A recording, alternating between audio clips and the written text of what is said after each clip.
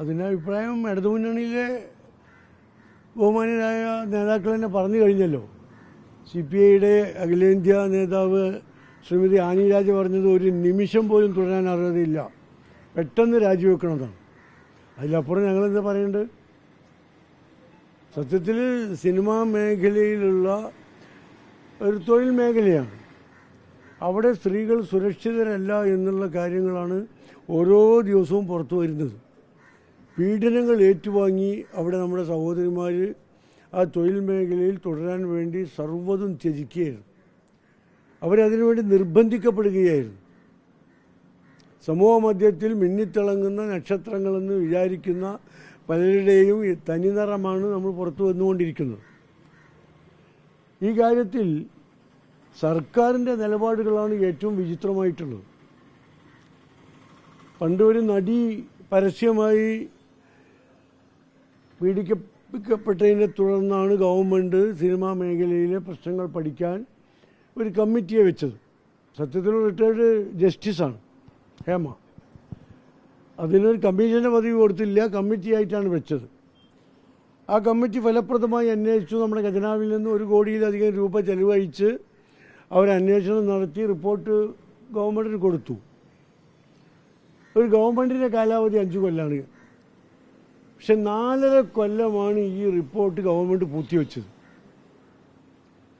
എത്ര ഗുരുതരമാണ് ഒരവസ്ഥ. ഇപ്പോൾ വന്നുകൊണ്ടിരിക്കുന്ന വാർത്തകൾ കേൾക്കുമ്പോൾ ഒരു 4.5 കൊല്ലം മുമ്പ് ഇത് സംഭവിച്ചിരുന്നുവെങ്കിൽ അതിനുശേഷം ഉണ്ടാകുന്ന അപകടങ്ങളെ ഒഴിവാക്കാമായിരുന്നു.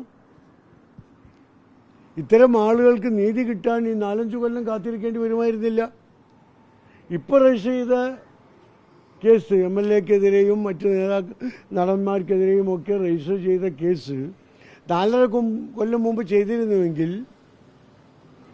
അത്രത്തോളം നീതി ലഭിക്കുമായിരുന്നില്ലേ? മാത്രമല്ല മേഖല രക്ഷപ്പെടുമായിരുന്നില്ലേ? സിനിമാ മേഖല നമ്മളൊക്കെ ഇഷ്ടപ്പെടുന്ന സാംസ്കാരിക രംഗത്ത് ഒരു നല്ല സംവിധാനമാണ്. അത് ഇത്രമാത്രം ദുഷിച്ച് നാരായണക്കല്ല് പിടിക്കേണ്ടി വരുമായിരുന്നില്ലല്ലോ. ഓരോ ദിവസം കഴിയുന്നതോടും ആ മേഖല തകർന്നു പോവുകയാണ്, ദുഷിച്ചു പോവുകയാണ്. ആളുകളുടെ ഇപ്പോൾ കേരളീയ പൊതുസമൂഹത്തിൻ്റെ മാത്രമല്ല ഈ വാർത്ത അറിയുന്ന മുഴുവൻ മനുഷ്യരുടെയും ചിന്തയിൽ കേരളത്തിൻ്റെ സിനിമാ മേഖലയെക്കുറിച്ചുള്ള അഭിപ്രായം എന്താ? അപ്പോൾ ഇത് ഗവൺമെൻറ്റിൻ്റെ ഭാഗത്തു നിന്ന് അക്ഷന്തവ്യമായ കൃത്യവിലോപം ഉണ്ടായിട്ടുണ്ട് എന്നുള്ള കാര്യത്തിൽ ഒരു സംശയമില്ല. എന്തുകൊണ്ടാണ് ഗവൺമെൻറ് ഇത് പൂഴ്ത്തിവെച്ചത്? നിങ്ങൾ ആലോചിച്ച് നോക്കൂ. ഇത്തരം പരാമർശങ്ങൾ നടന്ന റിപ്പോർട്ട് കയ്യിലുണ്ടായിരിക്കുമ്പോഴാണ് ഇതിൽപ്പെട്ട ആളുകളെ ഗവൺമെൻറ് അവരുടെ പ്രതിനിധികളായി നിയമസഭയിലേക്കും പാർലമെൻറ്റിലേക്കും ഒക്കെ മത്സരിപ്പിക്കുന്നത്. ഗവൺമെൻറ് ഉണ്ടാക്കുന്ന സമിതികളിൽ അവരെ പ്രമുഖ അംഗങ്ങളാക്കുന്നത്, അതിൻ്റെ ചെയർമാൻ പദവിയൊക്കെ കൊടുത്തുകൊണ്ടിരിക്കുന്നത്. ഈ റിപ്പോർട്ട് കസേരക്കടിയിൽ വെച്ചുകൊണ്ടാണ് ഇവരെയൊക്കെ എടുത്ത് ചെയ്യുന്നത്. ഇത് പുറത്തുവിടാൻ തന്നെ ഗവൺമെൻറ് എത്ര മടിച്ചു? വിവരാവകാശ കമ്മീഷൻ ശക്തമായി ഇടപെട്ടതിൻ്റെ അടിസ്ഥാനത്തിൽ അതിന് പുറമെ പിന്നെയും കോടതി വിധിയുടെ അടിസ്ഥാനത്തിലാണ് ഇത് പുറത്തു വന്നത്. എന്നിട്ടും കൃത്രിമം കാണിച്ചു. 10ഓളം പേജുകൾ വിവരാവകാശ കമ്മീഷണർ കൊടുക്കാൻ ആവശ്യപ്പെട്ട രേഖകൾ കൊടുത്തില്ല. അപ്പോൾ ഇതിലൊക്കെ എന്തോ കള്ളക്കളി, ആരെയൊക്കെയോ സംരക്ഷിക്കാനുള്ള വ്യഗ്രത കേരള സർക്കാർ കാണിച്ചിരിക്കുന്നു എന്ന് വ്യക്തമാണ്. അപ്പോൾ അതിൽ പ്രതി കേരള ഗവൺമെൻറ് തന്നെയാണ്, പ്രത്യേകിച്ച് സാംസ്കാരിക വകുപ്പിൻ്റെ ചുമതലയുള്ള മന്ത്രി. അദ്ദേഹത്തിൻ്റെ അലംഭാവമാണ്, അല്ലെങ്കിൽ പ്രതികളോട് അദ്ദേഹം കാണിച്ച സഹകരണമാണ് 5 വർഷക്കാലം ഇത് അനിശ്ചിതമായി നീണ്ടുകൊണ്ടുവന്നത്.